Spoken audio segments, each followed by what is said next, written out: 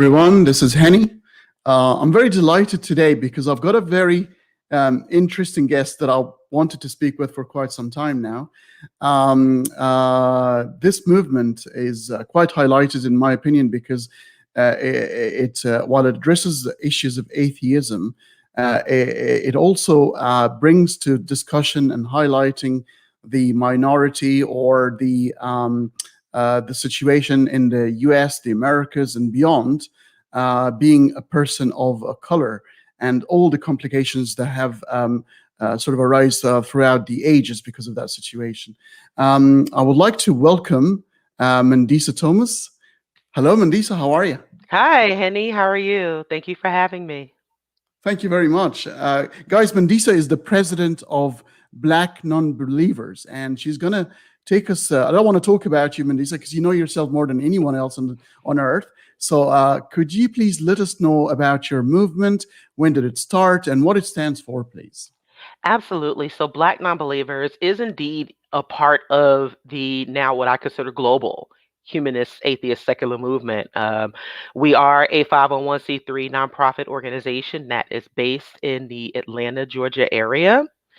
And we've been around now. We're celebrating our 10th year in existence this year. So we've been around since we got started in 2011.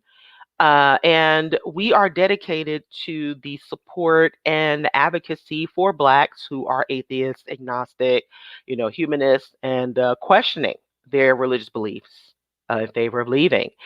And we do so to help with the representation within the secular movement as well as within the Black community, because there is a lot of misinformation regarding atheism within the Black community in the United States and in communities of color around the world. So we exist to, our mission is to let people know that not only do we exist, but that we offer support for those who have felt isolated and ostracized, and that we are growing, and that there's nothing wrong with openly identifying as a non-believer, and also challenging that religious narrative that is especially rampant within the Black community. The situation with Christianity and Black history is quite intertwined, and it's very complex, because I've been sort of looking at it for the last couple of weeks in preparation. Before I even approached you, I sort of prepared myself. I knew a little bit about the slavery situation, especially the cross-Atlantic, which is was a revolution and an evolution of this horrible trait. Absolutely. One of the worst historic accounts of human trafficking and suffering and subjugation. It was a changer for the world. Yes. Mm-hmm. It was incredible to me. And I read a book, and this book is I'm not sure if Uncle Tom's Cabin by Harriet. So, and Yes. This is insane. I mean, you read it and you just she takes you into that sort of journey of what goes in the minds, and Christianity is so much highlighted because Christianity plays a very strange role, which is very similar to the Bible, given two contrasting and contradicting messages at the same time. Because people of the North held the Bible, and people of the South also used the Bible to advocate their own position. One is anti, and one is pro. Can you highlight this a little bit more for us, please? Absolutely. And this also goes into what we call a construct of race, right? So when the construct of race was established, especially in the United States, it was based on Christian principles, and the principles were to effectively keep the enslaved Africans enslaved perpetually, like forever. And so this classification based on Christian principles was definitely meant to be etched physically and mentally into the minds of everyone, including the enslaved. And by giving the parts of the Bible that justify slavery, because you can't keep people perpetually enslaved physically without them wanting to revolt. And there were a number of slave revolts. I think that's important also to to note. But in order to keep people subjugated like that, you have to mentally enslave them. They have to be conditioned to think that this is what they're supposed to be. And Christianity played a huge role in justifying that the enslavement, especially of Africans in the United States and the Caribbean, but also to be used as a tool for a sense of comfort that there will be this heaven and this afterlife, that this is what your suffering will be rewarded in this heaven. And so, yes, that creates a very, very complex, not just relationship, but a situation for a whole group of people. When you have when you have this when you are re- co- basically relying on a religion that effectively enslaved you and created a system that is used for your own subjugation. So if you can imagine what that does for generations, that becomes institutional. And it also has a lot of lasting effects. And so yes, that was definitely a huge factor in, again, justifying the transatlantic slave trade, justifying the enslavement of Africans, but also justifying the belief in it. And yes, you can cherry pick from the Bible certain parts that are pro-slavery and anti-slavery, and this was certainly the case with Frederick Douglass when in his 1852 oration, in which he actually encouraged. Of course, he was anti-slavery, and he spoke out against the pro-slavery Christianity. So we can go we can go back into history, and this isn't something that we're making up. We can actually go to and actually reference all of these things. Right, right. So, I mean, reading the Bible, I mean, and instead of taking other people's opinion on the subject, because I read the thing myself, you read the Old Testament, there are verses that talks about the treatment of slaves and how you should beat them in a certain way so that you don't kill them. But even if they die of their wounds, but a few days later, then that's fine. Even Jesus himself talked about how the slave should serve their master very well, the Christian master, Mm-hmm, and never mm-hmm. talked about really freeing anyone at that point. So that implicit acknowledgement of slavery, to me, as an unbiased reader, Right. there was a very, very good chance for that God to say, "Hey, hold on a minute. This should have been in my 10 Commandments to start with, instead of the statues and the paintings. Really, it's Right. nothing to do with morality, but if for some reason he sort of missed it."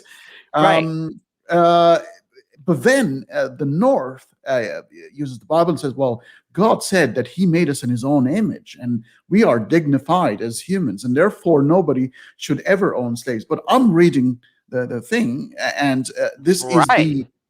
the omniscient, the omni benevolent, and the omniscient creator of this universe. You Mm-hmm. think the situation will be leave no doubt, will leave you in Right. no doubt about the situation. Mm-hmm. Why? How did you read when you read those texts in the Old Testament and the New Testament? What was your opinion? Did you see it as vague, or did you say that this God didn't had a chance and never did anything about it? So this is a great opportunity to go into my background, right? So Sure. I am a native of New York City, and I actually wasn't formally raised religious. And so I'm not as much of a Bible scholar. I actually tried to read the Bible cover to cover, and I just couldn't do it. It's a very convoluted book. And it isn't based on evidence. It is very convoluted. There is no straight story. And so as an avid reader, I just couldn't, I really couldn't. I mean, even other forms of mythology, which I grew up reading. Um, and so I learned early what I heard about, Christianity growing up. Like I said, I wasn't formally raised religious, but I was a trained singer. I'm a classically trained singer, been singing since I was 4, and I was Oh, singing different churches with my voice instructor, and so I would listen to, well, God's a loving God, but he's also a jealous God. And, there were all these contradictions that I remember. And also the Trinity concept of God, the Father, the Son, and the Holy Spirit. That also just didn't make any sense to me. So there were a lot of things that I read parts of the Bible, and yes, I remember those parts. I remember having a discussion about original sin, and I just thought, well, that doesn't make any sense. How can you be born in sin when babies are born knowing nothing? So just common sense. I'm like, wait a minute.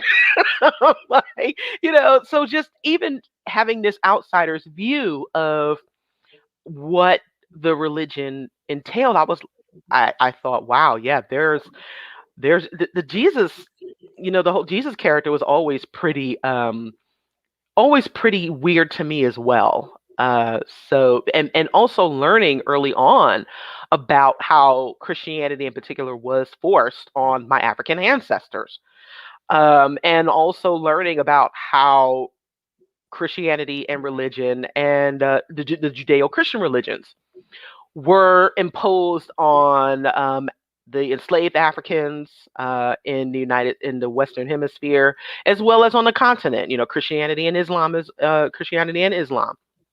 So learning all about that just really kind of turned me off from the religion itself, because it really did seem divisive. It really did seem restrictive, and it didn't seem like anything that I really wanted to be a part of at all, especially being around some of the Christians that I knew. They were actually some of the most hypocritical and not some of the nice people. Now, there were some who were, but learning about that at an early age was had a huge impact on me. And I see now that I was pretty fortunate. I don't consider myself a complete unicorn, but if you're raised in a Black community, which I was, um, it's going to be very rare that you had an upbringing that was completely divorced from religion. Like, most people were raised in the church, they were conditioned to believe, and in a way that, that says Jesus is my Lord and Savior, my master, all of these things. And it's just having that perspective at an early age really, really made a difference. And it also, again, turned me off from Christianity, and also reading the Bible, or even trying to understand the Bible in a way that I should follow it, if that makes sense. yeah, yeah. Well, I'm not sure if you're familiar with this philosophy of Friedrich Nietzsche, but he talks about the slave mentality in his different philosophies. And actually, he had didn't like Christianity at all, because he actually believed that it actually appealed to that sort of feeling of being subdued and beaten, and your head is down, and it's okay. It's okay to be beaten and head down and suffer throughout life, and because the next life is going to be a lot better. So Right. I think the whites at the time, when they enslaved the African people, they've used that Hmm. particular tone of the Bible to appeal to them, and they kind of started to accept it, because I'm not sure if you understand or you know about the biblical premise of the different races, but it's depicted in the story of Noah after the Hmm. flood, and when he got drunk after the big ordeal, and his Hmm. mom was naked. So one of the sons, I think it was Ham, laughed at Ham. him Uh-huh. Yep. and got So, yep. cursed, and this is how it started. Yes, that was a justification that blacks were the descendants of Ham. And again, this is what was used to justify the enslavement. and also what was used to justify the very racist laws and the construct of race, and to keep blacks oppressed and subjugated. And yes, like I said, in order to keep a group of people enslaved perpetually, which was endorsed by the Pope, I think it was the Papal Bull, or the Catholic Church. You have to mentally enslave, either through fear and definitely manipulation and conditioning. And again, this is something that has crippling effects. And people don't realize that, it isn't just about the physical, because something like that can last long after people aren't physically enslaved anymore. Mhm. Yeah, well, we see it today. I mean, it's still enduring in certain areas, but the situation is very strange because this plays on science, really. When eventually Hmm. they wanted to convince you are a different species, basically. You Yes. belong. You're actually not human. To make it nice and Yes. easy for everybody to deal with it. Or what I And mean, that's yeah.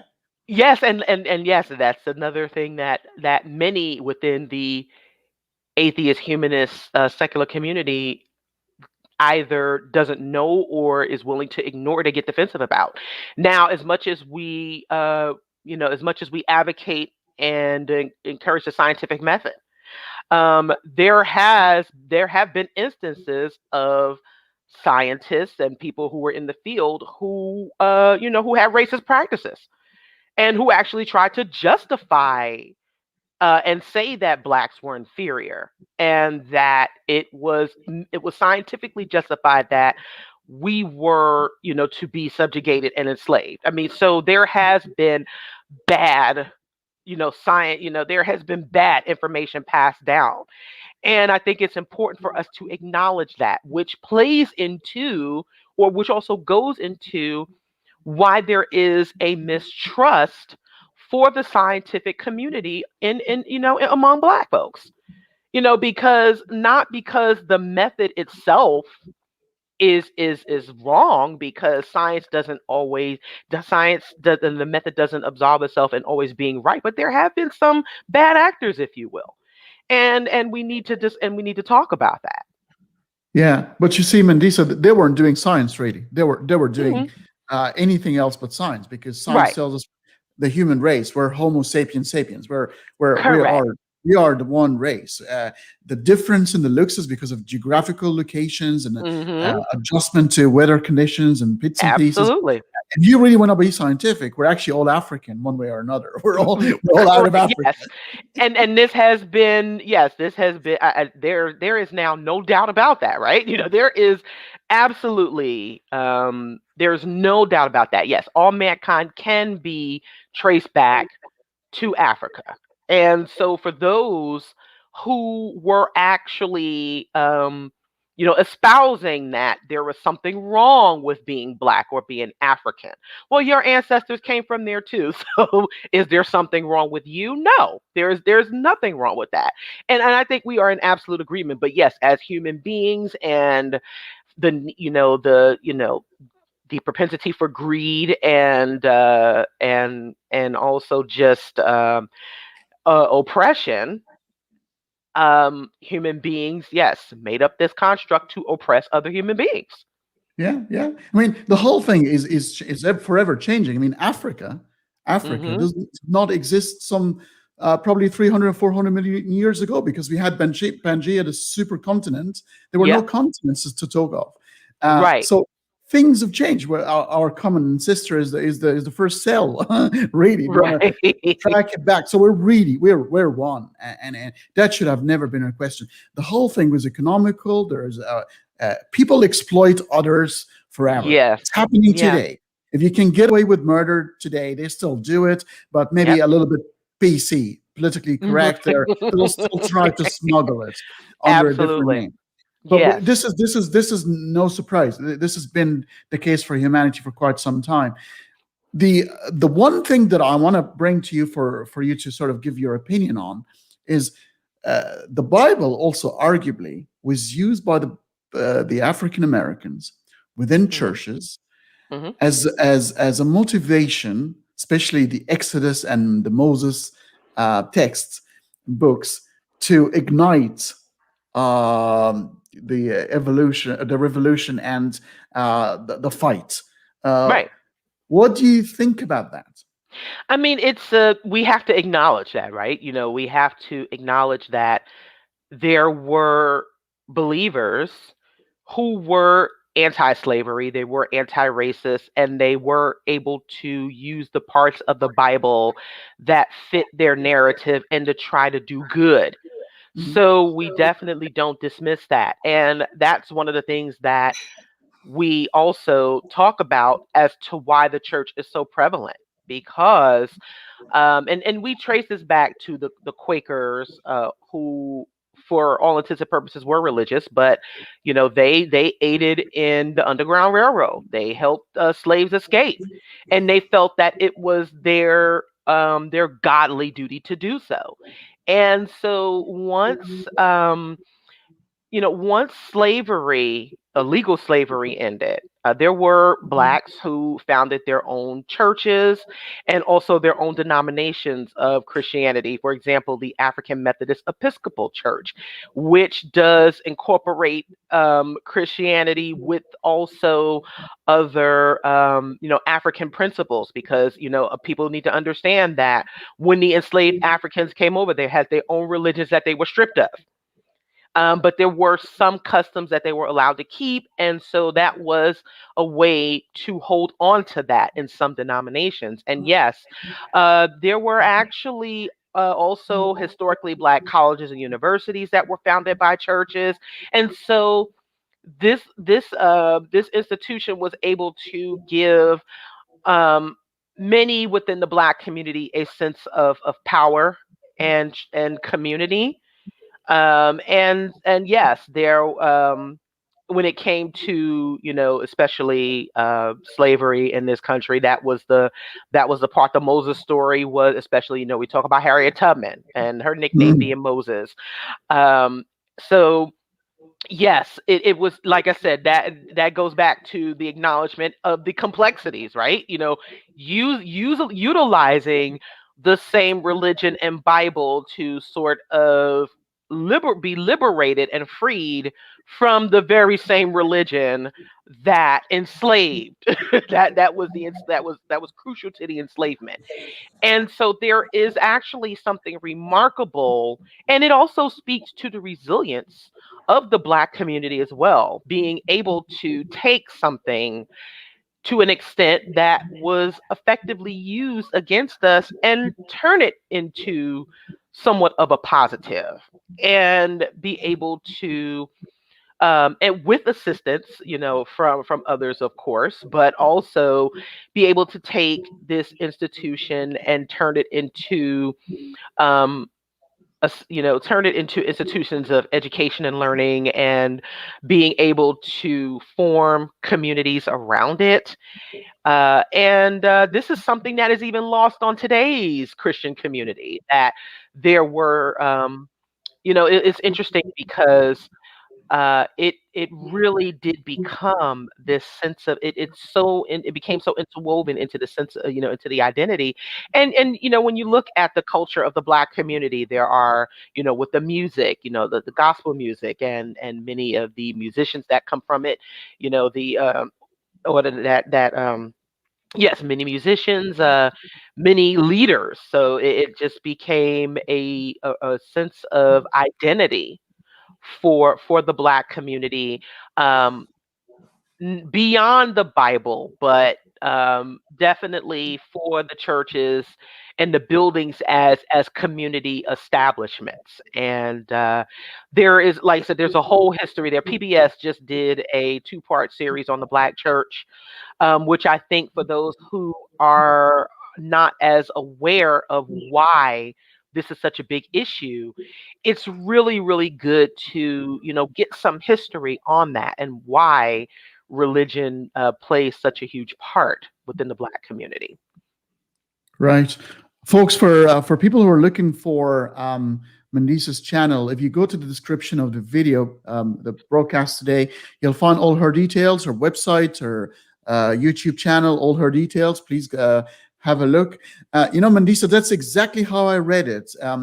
The very thing, so my understanding is two things were stripped away straight away from the slaves, were the right to marry. Obviously, you can't build families, and you couldn't learn to read, write, and read. So, Right. and obviously they were given the Bible, or the preacher would go there to use the Christianities to subdue them. But the very thing they were given to subdue them was used against them. That's the irony of so some of the stories. So even though we understand now, or the irreligious and atheists and maybe agnostics believe the Bible to be human literature, man-made, Right. which is fine, by the way. I mean, lots of people think that we want to destroy everything that we've created. Right. Yeah. It's wrong. No. Right. They should be read in. Now, we get this argument from believers all the time that we're taking it out of context, right? But of course, if it was a book based on evidence, it wouldn't be subject to interpretation.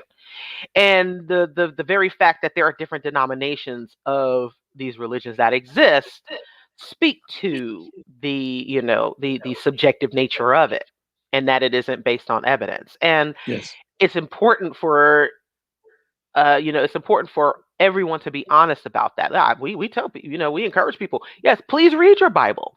If you are a true believer, read it. Read everything that's in there, including the bad stuff, because there's a lot of bad stuff in there. Agreed. But therefore, because it's human writing and literature, there's good stuff and there's bad stuff, as you expect out of any novel. And the good stuff, I mean, the story of Moses talks about it makes for a brilliant movie. Hollywood, and they was made a couple of movies. Brilliant story, the struggle against. But again, actually, I don't mind the struggle of the Jewish people, but the way God sort of protected Moses throughout the whole ordeal was quite weird. One of them is killing all the firstborn Egyptians. Right. Yes. I'm like, the fact that God would kill children. I'm like, my goodness. What kind of dastardly lesson is that? Yeah. If we really want to take, a good look at that, it's like, wow. And that's what that's the perspective that I got was that, my goodness, we always talk about the devil and the devil being bad. I'm like, I noticed early on that God was responsible for more death and murder than the devil. And I thought, and this is what people believe. And somehow those bad acts are justified. Yeah. And they're also, they're romanticized for, I guess, the greater good of the story. And it's like, those of us looking at it critically, it's like, yikes, this is still a very, very creepy story. Well, you've got to look at the story of Job, because Satan's had his own evolution as well, because he was known to be the adversary. And actually, for the very first few of the Jewish books in the Old Testament, he was nowhere to be seen for a while. That serpent, Right. or the shiny one, or the morning star, these were sort of not vague interpretation of Lucifer. But Job, he was asking permission from God to bugger around with Job, and he was given the permission. So I mean, Right. he couldn't do anything without God's permission. Right, exactly. And this being who God created and who ended up defying God somehow becomes either on the same level or more powerful. That just and God having the ability to obliterate his creations, at like in the Old Testament, could not or didn't see fit to obliterate Satan. So I just thought that was very, very, those things were very, very interesting. And like you said, you're making a bet with this creation that has become either more powerful or equal to you, to test one of your most faithful servants, to put him through the most horrendous things just to prove loyalty. And to us, it's like, wow, yeah, that's a very shitty thing to do. Yeah. Just on its human face. But of course, that we're taking that out of context in some way, according to believers. Mandisa, I'm going to throw at you some maybe misconceptions, some perceived ideas by outsiders, by people that don't belong to the black ethnic groups, and observing from the outside, and they might come to certain conclusions or jump into certain areas.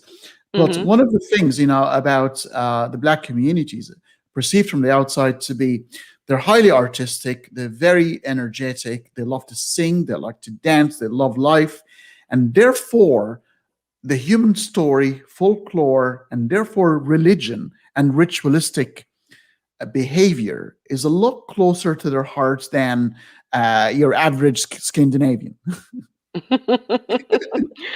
Well, I would say, of course, there's stereotypes of every of ethnic group, but of course, with the black community, as many have been able to take, there is a very lively way that black folks celebrate, and some of that comes from the continent of Africa. There's a lot of Mhm. drumming, there's a lot of music, and there is a lot of culture there that I think can be appreciated from everyone. Now, does this mean that, oh well, this religion either made us happy, or this subjugation made us happy, or this is how we dealt with it?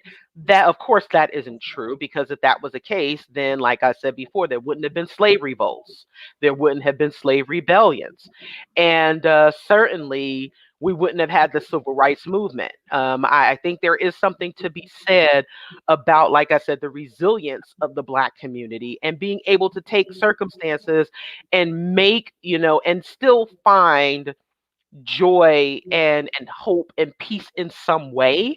And we do acknowledge that, that many people have relied on their faith when, once slavery ended and Reconstruction ended and the Jim Crow laws went into effect, when the Ku Klux Klan and other terrorist organizations, which the Ku Klux Klan is a Christian organization. Mhm. We did. I think there are many people who forget that the Ku Klux Klan was a Christian terrorist organization. So when there were rights and laws taken away, when people lost their businesses and their homes and their means of income and doing better for themselves, yes, being able to uh, take that and make something somewhat joyous out of very bad circumstances speaks to, again, the resilience and the strength of the black community. Does this mean that we rely on it, or that we're just happy with our circumstances? No. And in a way, that actually dehumanizes us, because on the one hand, we're seen as these savages that don't seem to appreciate anything, but then on the other hand, it's, oh, we're just these happy Negroes who have just taken to this religion. And that also speaks to the institutional racism, of and subjugation of the black community, that others come in and see these stereotypes and thinks that it applies to all of us. Right, right. I'm going to ask you another question that might be a little bit controversial, because it's, and I'm really looking at it from intellectual point of view, not derogatory or anything. The N word, the Hmm. N word, uttered by two people of the same color, is different. Then we watch two white guys Hmm. want to be rappers, and they calling each other that word. What does it actually mean? What is the context? Is context important? Is the intention um important, or just the word on its own is horrible? well, I personally think that the word itself is horrible. I mean, it is, the origin is derogatory towards black folks. It absolutely is. Now, could the N word, as a definition, apply to white people? Probably, yeah. But Should anyone in theory be using it? No. However, yes, it does unfortunately make a difference who uses it. And even though there's something that, even though I don't agree with the way some Black folks use it, I do think that white people and other races do need to be very careful about saying it simply because they think they see Black folks saying it. It certainly shouldn't be something that they try to emulate. And let's just be clear that even though Black folks and other people of color have been subjugated, we certainly are emulated. So there are a lot of white people who love Black culture, and they Oh yeah. absolutely love, what we bring forth. But that is having an understanding of the history and also how it was used is not, and it shouldn't be a justification to use it simply because you hear other Black folks using it. I certainly don't, that certainly isn't a word that I like to use. And I think should be used at all. But yes, context is important. Understanding the history is important. And yes, for white people, they do need to understand the historical context of it. And yes, should be avoiding saying that word as much as possible, and also avoid passing too harsh judgment on Black folks who do use it. Like I said, I'm not saying it's right, but understanding, yes, what the contexts are, and also how some folks may use it. Even, and we all don't agree that it should be used, but it's also one of those things that does need clarification, context, and some nuance. Yeah. Look, I need to make a confession because few years ago, I never understood the segregation. Hmm. Like for a couple of years ago, I would have read your organization's name, Black Nonbelievers, and said, "Well, that's exactly." It's almost like Woody Harrelson and movie "White Men Can't Jump," and I was like, "Oh, that's or White Chicks the movie." Like, imagine reverse that, say Black men can't golf, and then there will be a huge problem. Hmm. But then I've changed my mind actually on the subject because for a couple of reasons. Um, we still are not in that era. I understand why Hmm. there has to be Black non-believers, because obviously we would love to live in a world where we can call organizations non-believers, and Right. the color thing has never been a question, but history has happened. And Absolutely. quite recently, only 44 years ago, I've shared on my Facebook, 44 years ago, Black girls on their beautiful bikes were expelled by children, white children, out of That's certain right. neighborhoods. And they didn't understand what they were doing. They were just probably mimicking what their parents done. So Correct. this is recent. Correct. Absolutely. And people need to understand, and this goes back to what I said about the racism and race being a construct, and also the subjugation having longer lasting effects than the physical enslavement. When you have laws that effectively subjugated, disfranchised Blacks, and also when this seeps into the public image and public perception of Black folks. It was earlier in the 19th century, there were very, very negative depictions of the Black community, as, like you said, happy, supposedly lazy, Negroes. And that justified lynchings, murders, and also discrimination of Black folks. And like you said, it wasn't that long ago. And so we are still dealing with the ramification of these things. And even if people don't realize that they're doing it, it still happens. And this is something that many people need to come to terms with. And also the fact that we are still very much underrepresented, even within the Black community. I've heard that I've never met Black atheists from other Black folks, because religion and Christianity in particular is so steeped into the fabric of the community that even other Black folks don't know we exist.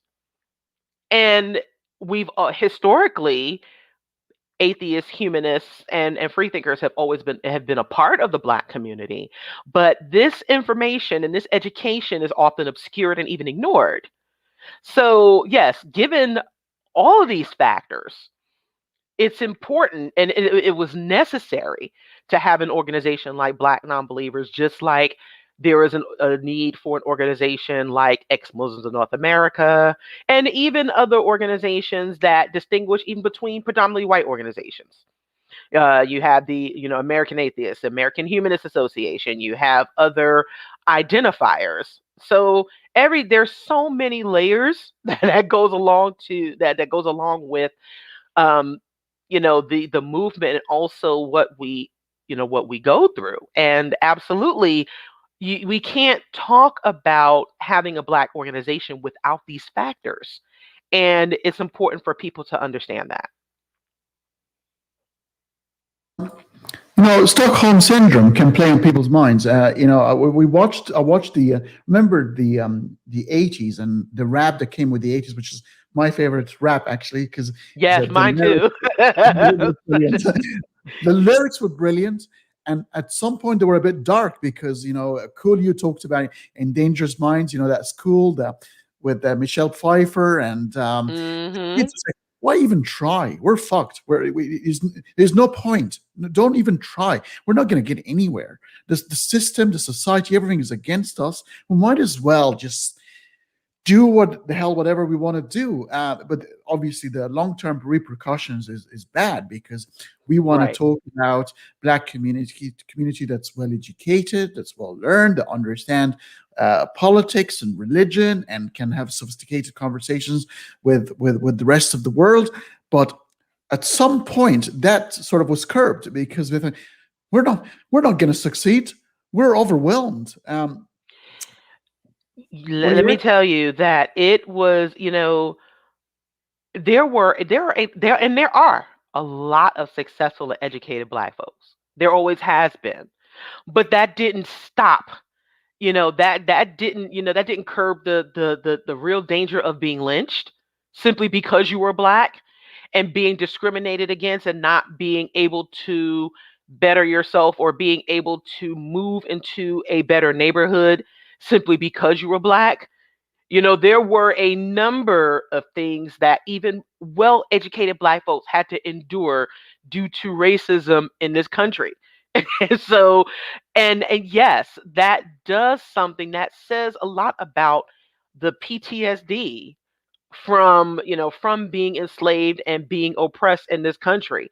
That it does, even though there has been a lot of progress, right? I certainly am one to say that, but because it is still so steeped into the fabric of this country, that it does make things seem pretty impossible at times, and that it makes you feel like you can almost never get out, even though technically, I mean, there's always a way. But when you have these factors, so many things working against you, it's not hard. It shouldn't be hard to understand why there are people who feel like it's never going to end, or that nothing's ever going to change, because people talk about change and doing things differently, but um there are instances where it just goes by another name. Like, for example, I'm not sure if you're familiar with the documentary 13,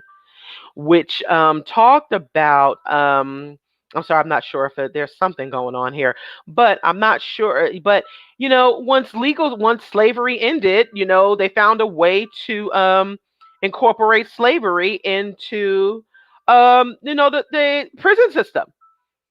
And this is something that we absolutely have to talk about. Yeah, we talked about it before. We said this is very complex. This is very complex because there's so many different ways this is sort of intertwined. I mean, I remember watching again art and movies, and sort of highlighted a lot of these situations. Art is still wonderful. It's very powerful. It can Hmm. do a lot. You can watch 10 scientific lectures about the genus Homo sapiens, to understand that we're all one race. But you watch Mississippi Burning by Gene Hackman and Sidney Poitier, and you go, my Lord, I did not see that. It's just so. And then you watch Django Unchained by Yep. Quentin Quentin Tarantino, and you watch Tarantino Samuel L. and Jackson. 12 Years a Slave, absolutely. Yeah. Which is a factual account. It's a historic account of Solomon Northup, who was a freed black man who was sold into slavery. Absolutely. Yeah. But I was surprised because to know, the character Samuel L. Jackson, almost like a butler, again himself a slave, but he does not see himself that way, and he is so horrible to his own people, worse than some of the white people Right. at some point. And you go, what? Well, And we know for a fact that some of the trades that happened early on at the cross Atlantic was by tribe chiefs selling other tribes people to the white people in exchange for guns, and so it's very complex. But what would you do with that sort of thing? I say it's important for us to be honest about it. It's important for us to acknowledge that these things happen, not to point fingers to say, "Oh, well, look, see, you were just so responsible for enslaving your own people." But when there was a lot of manipulation on behalf of the Europeans who came to Africa, and yes, there were there were chiefs that sold their people into. There were some who did sell their enslaved into, onto those ships, but also a lot of them were captured.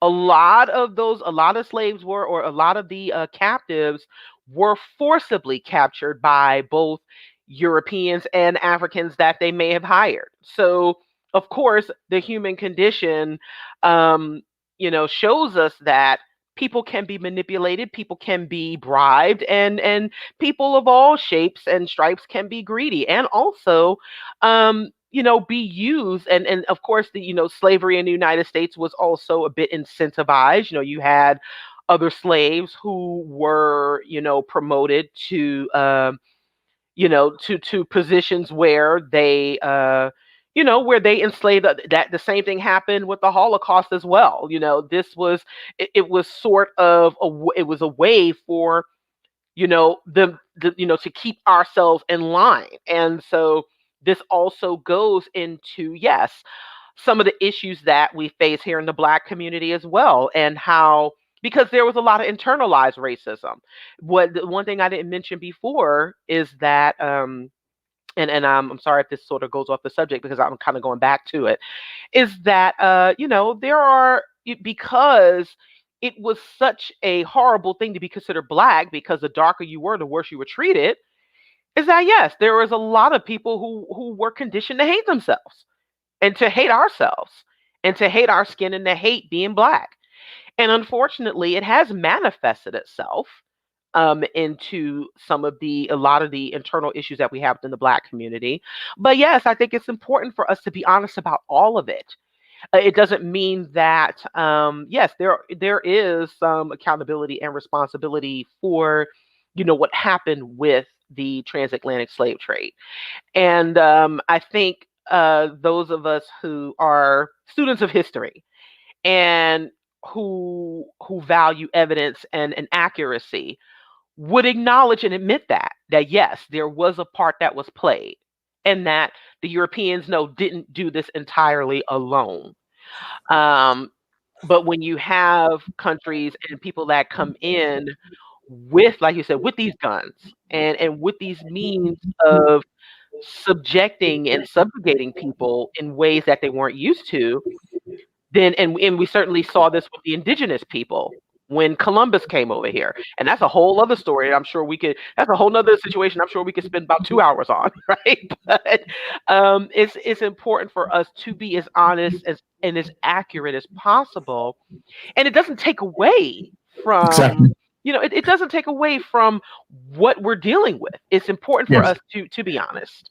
I was going to say that, Mandisa, because even if you acknowledge that, we will be committing the two wrongs, two wrongs make right fallacy. Right. The act of enslaving somebody on its own stand wrong without, you don't need to invoke anything else.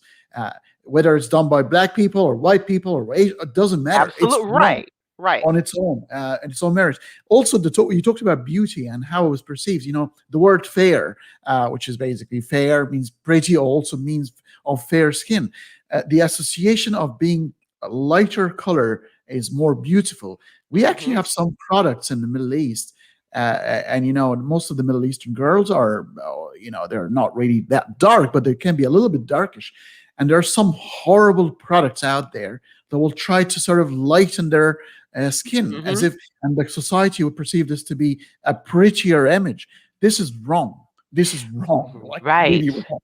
And I know people hate the term white supremacy. They don't like it being thrown around much, but this is a product of that. When you've had a people who've gone around the world establishing themselves as superior, and especially in countries and continents where people are darker, this is a result of that. You have, like you said, in Egypt and in other parts of Africa, where skin bleaching products are very popular, but they're also very dangerous. Yeah. And I'm sorry, yes, it also goes into also the system of enslavement, not just in the United States, but throughout the world. When slave women were raped and coerced into sexual relations with the masters, which produced children, the lighter skinned children were treated better.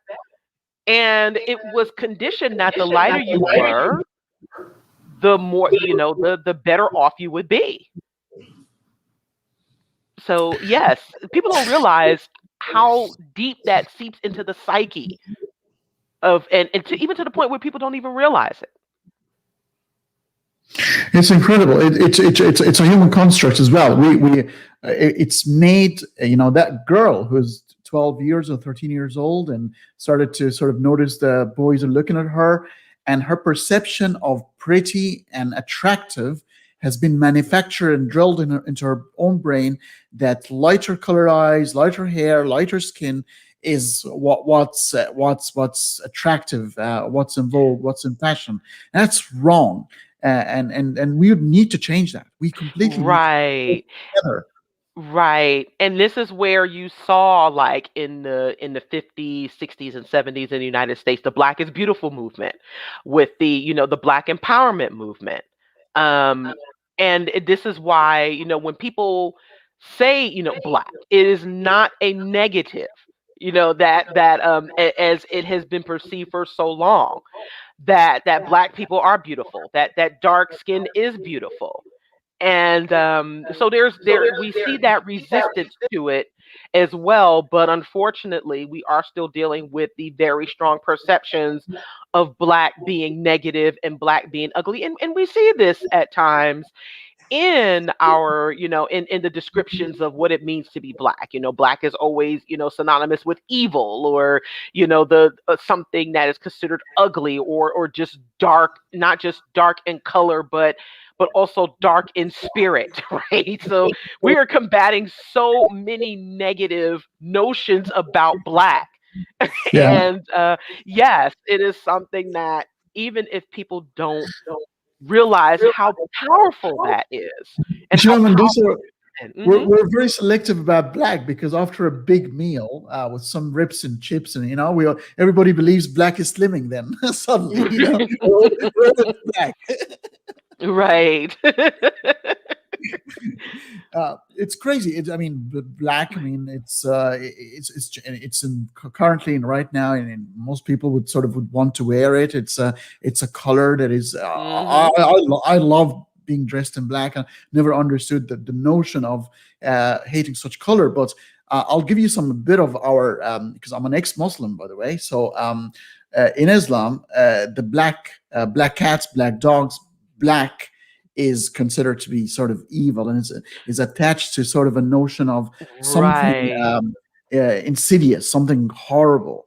And this is crazy. And but one of the things about Islam is, and it plays quite well on that area, and it will make sense to you now, One of the first Muslim converters was a guy called Bilal. I call him Billy, but Bilal was the prayer singer of Prophet Muhammad. Mm. He had a beautiful voice. So somehow, still, the black people maintain that sort of stereotypical reputation about always having brilliant voices. So he was the singer, converted to Islam, and he started by saying, "Well, you know what? He's a black man." And Islam says black men and white men are exactly the same. And you'll start seeing a lot of Americans, throughout the last 40 or 50 years, have started Yes. to leave the white man's religion. Correct. Yes. Yeah. And Tell this is us where about you that. have the Nation of Islam, which was Yeah. made,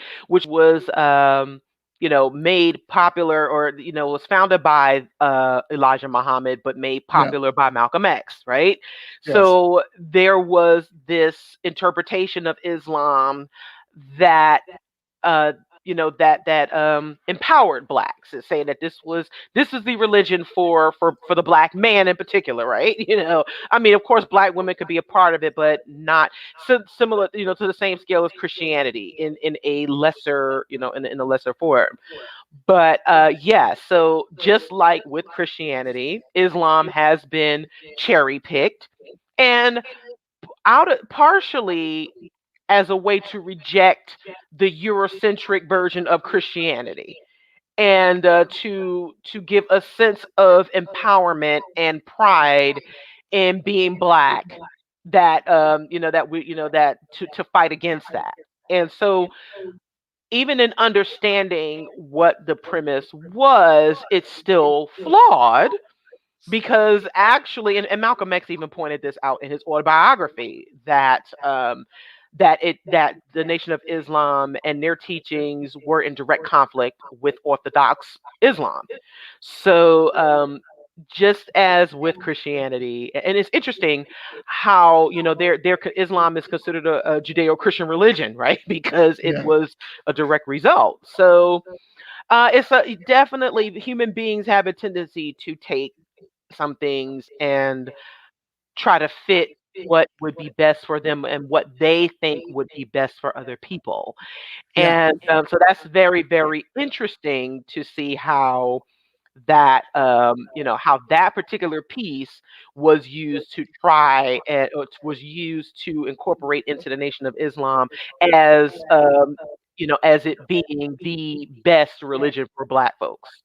Yeah, yeah. I was thinking of Abrahamic faiths, the Judaism, Christianity, and Islam being an interesting trilogy of a movie, and then comes in the state where you were born, 19th century, big great movie called Mormonism. So we've seen an Mm. Abrahamic offshoot manufactured in recent history.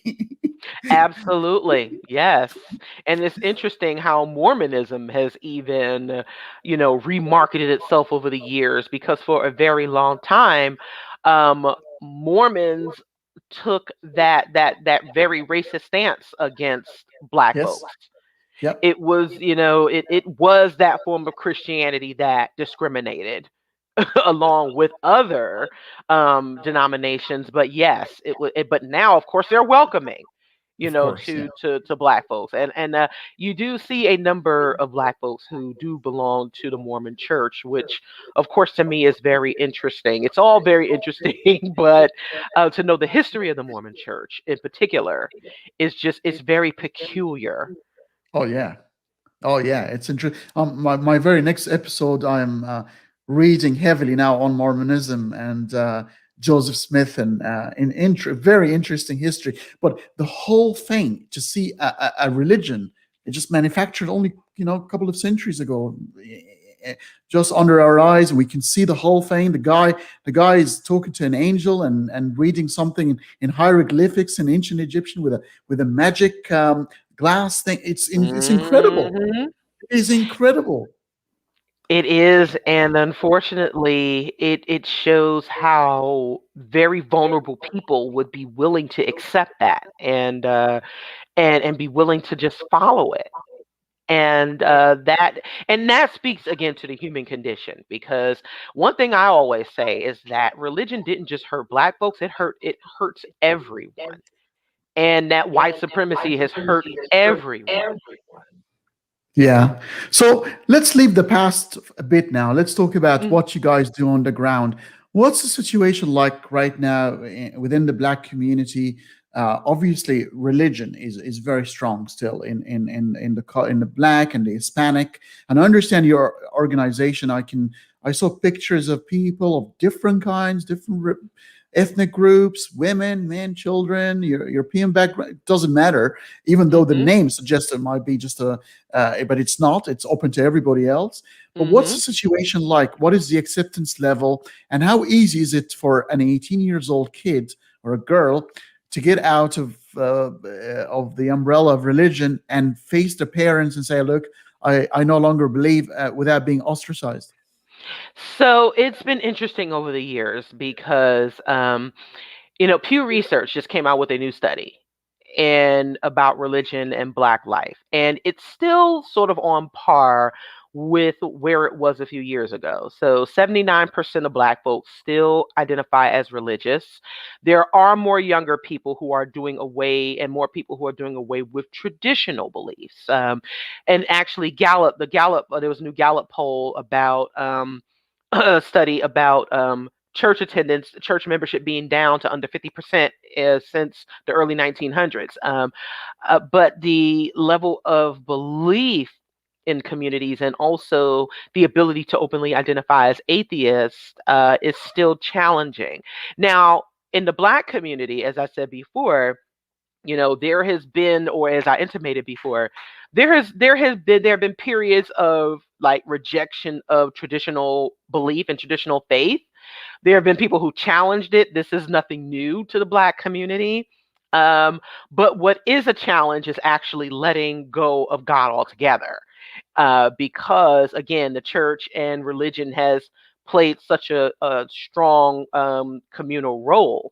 So for many young Black folks, while they may not necessarily go to church anymore, they as much as they used to, or anymore, to actually identify as an atheist, especially if they are still dependent on their parents financially, can be a huge risk factor.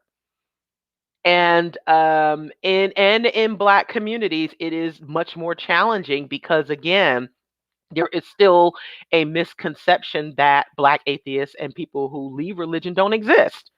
Um, and part of that is not that we don't exist and there are probably more of us, but that, again, because of the environment of the community, with religion and Christianity being so prevalent, that I think just many people just don't talk about it out of fear or this sense of obligation.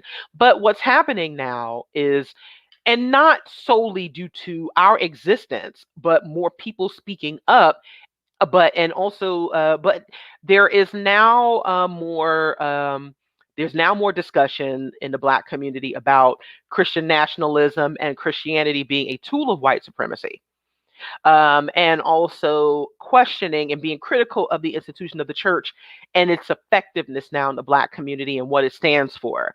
So there is a lot of critique around it. But now we're seeing that there are more people who are willing, to say, okay, I don't necessarily believe in what the church does anymore. But to say that you don't believe in God, that's a different story. That still that can be a very huge challenge for many Black folks in particular. So what we try to do is support people in that, people who might be in that closet, so to speak, and we make sure that we are open for those who aren't. For example, in quite a few of our events, we've had people who are actively either employed or involved with their church communities. Actually, they engage with us, and they participate with us. And some have even had to lie to their parents or their spouses about where they were going, because they actually couldn't reveal. And even though, we're in the United States, we're free to go where we want. You can't you can't hold somebody back from going to a meeting like ours, but just the emotional, the emotional ramifications that come along, that come along with that can just be devastating for folks. And so, and also, we've been fortunate to connect with Pew Research, who are, they're noticing those trends of people leaving traditional beliefs behind, and they acknowledge that people are openly identifying as atheists, and no longer believe in God. So they're coming to better understand that there are more of us who exist, and that we also contribute to the conversations about the Black community, where we stand and how we can work together. So there has been some, there has been some progress to that end, and especially as we talk about religious freedom and what that means, and seeing that there are more progressive religious folks who don't want to see anyone discriminated against. Even if we have issues with what they believe itself and how it reinforces it, we're seeing people's actions. And also, we've been fortunate enough to encounter some folks within the Black community who see our actions and see that we're not evil, and see that we're community based, and that we're willing to have the conversations and work together to a degree. So we still have a long road ahead of us, but the one thing that we have been sure to do and to stand strong on is maintaining and openly stating our atheist and humanist identities, so that people know we exist, and for others who were struggling with this to know that we're here to support them and help build community with them too. Yeah, yeah. I'm not sure. Probably you would agree with me that it really matters why you would abandon or accept an idea. I'm hoping that people, especially the Black people, when they leave Christianity, it's not out of spite or retribution or revenge, because it's actually not a white man's religion, because this is Palestine, and Jesus does. I can assure you, did not look like how he depicted, like an Irish Right. with the. It doesn't. It shouldn't look like that at all. It's not a white man's religion. It's a Middle Eastern one, and therefore, what didn't start by Europeans. And I guess I'm hoping that they are seeing the real reasons why these sort of the logic and the reason isn't sound, and therefore the idea is abandoned, not because, well, the people who hurt me in the past had that conviction, and therefore I'm going to stand against it, even it might be right, but I just hate their guts, that I don't want anything to do with it. Right. And one thing that and there's some folks that might get mad at me for saying this, but I don't care. So there are a lot of Christians, especially Black Christians, who, because they say that Jesus wasn't white, they hold on to Christianity as being, and Jesus as being Black. And the one thing we say is, well, Black Jesus didn't help either. Putting a more Afrocentric view on Jesus does not help with the oppression and the subjugation, ultimately, because then you're just espousing, more white supremacist and more white supremacist structures. You're just putting a Black face on it.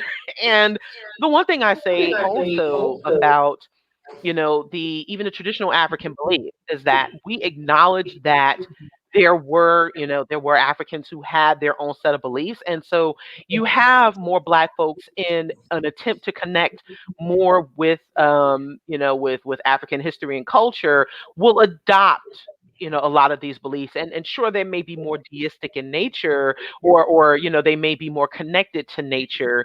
It doesn't make them any more real. And so we take the position that all of the gods are imaginary, including the African ones. They're based in folklore, Mhm. just as much as the Judeo-Christian beliefs, and other forms of mythology. And so, there is something to be said about idealizing or idolizing, these Black entities as well. I mean, sure, there is absolutely nothing wrong, and I think we should absolutely, all of us should take pride in the fact that yes, we originated in Africa and that Africa has a rich history. But as far as subscribing to the religions themselves, it doesn't make them any more provable. It doesn't make them any more real. And yes, no, Black Jesus isn't going to save us either. Yeah. Look, I've never understood. I mean, we never chose the vessels that our consciousness were brought into. I didn't choose my look. I didn't choose that big nose of mine that I'm carrying. We don't choose a lot of aspects of ourselves, but yet we choose the very superficial thing that means very little, that when we close our eyes, we don't see or we don't perceive, and we are all but thoughts in our own heads, to be the most important thing that define us and subjugate us. But the very thing which really connect us, which is colorless, doesn't probably have a language. It's thoughts, ideas. The abstract is what connects us. It's not the physical. The physical is just nothing. It's a vessel. Right. Are we ever going to live in a world that can see beyond these superficialities? I don't know. And this is the best part about being an atheist is being able to say I don't know. Because human beings can be we're very vain. We can be very superficial. You talked about, Egypt, and as much as I appreciate, Egyptian history and culture, it was very much rooted in vanity. I mean, a lot of people don't realize that a lot of like enhancements, hair, enhancements of wigs, nails, that is a part of Egyptian culture. And, and so it is a culture of vanity. And I just, you can appreciate the creativity, but yes, unfortunately, as people, the pyramids were big, big they're basically big gravestones, right? So, I mean, even though we love to see the architecture, we absolutely love the history of it, but we have to be honest about that. that human There's being, the and not just in Africa, but just all over the world. it Uh, was Mandisa, it was a case of my milkshake is better than yours, so to Yes. speak. And so will we ever overcome that? I don't know. But however, I think it's important for people to understand that yes, in this world, it isn't just about us. We are just a microcosm of the world. Mm, And mm, but there are things that we can do, to help each other and at least try to be better individuals than some of our ancestors, than some of the people who are maybe even currently with us now. Um, not that it should be entirely up to us, but yes, it's about taking the good with the bad and trying to do the best that we can with the circumstances. But just again being honest. So at this point, I don't know. I'm a realist. I try to be as realistic as possible. So I can't say that it will ever end, but hopefully, it can be as mitigated or at least managed as much as possible. right, right. Mandisa, I'm enjoying this conversation, but I'm mindful of your time, and I would like to end with you. Obviously, your slogan, "Walk by sight and not by faith." I want you to tell people watching us and watching us later on in the recording about your organization, the things you do, how they can find you, the donation, because I understand that you believe in real actions happen when people do things, not wish things to Absolutely. happen. And nothing feels Hmm. like a prayer, as you know, and wishful thinking. It Absolutely. can be a secular who doesn't do a damn thing, and it's still exactly the same thing. You got to do something about it. So tell people about Absolutely. your organization, if you Yes, don't mind. so Black Nonbelievers, in addition to our advocacy for the Black atheist demographic and humanist demographic, we are an organization that is very event based and we are very active. And And we do have affiliates across the United States, not just in Atlanta, but also in New York City, Washington, D.C., Charlotte, North Carolina. And we actively engage our communities. And so your support, we are a 501c3 organization, so donations to us are tax deductible. You can find us everywhere on the web. Our website is blacknonbelievers.org, as you can see in the background. We have 2 major events that are taking place this year, which is the Women of Color Beyond Belief Conference, which is co-produced by the Black Skeptics Group and the Women's Leadership Project. All of these speakers are women of color, as well as the organizers, which is absolutely important because we amplify the voices of the marginalized and those who aren't often seen and heard in our communities. And we also have a more fun educational event coming up, which is BNCCon in November. This is our cruise convention where we will be aboard the Carnival Horizon, and we will be having fun, but also we will be taking the time. We will have speakers, we will be educating, we will be convening, and it's a great time because it's also a way for us to express and show others that we exist and that we're an organization that brings people together. It's really great for community building. So if you would like to attend, the Women of Color Beyond Belief Conference will be streamed online. So if you'd like to register for to stream and watch the speakers, we would welcome you to do that. It's come one, come all to all of our events. So, and while we center Black voices and voices of color, we welcome everyone and encourage everyone to support our organization because it is important to the movement. We do collaborate with other organizations. For example, I am a facilitator with Recovering from Religion. I also do serve on the boards for American Atheists and the American Humanist Association. So we all work together and with our allied organizations to help our community as a whole. So find us on our website. We're also on Twitter at Be Nonbelievers. We're on Instagram at Be Nonbelievers Inc. You can also find us on YouTube. Our YouTube channel is Black Nonbelievers Inc. We do have presentations from our previous events, like the Women of Color Beyond Belief Conference in 2019, from our 5th anniversary in 2016, and also our 10th anniversary, that a celebration that took place earlier this year in January. So if you'd like to learn more about us, hear and see more, especially more Black atheist speakers, you can definitely find them on our channel and on our website. This is really fantastic. I've really enjoyed every single second of our conversation, and I hope that this is not our last conversation because I think our audience like to know a lot more.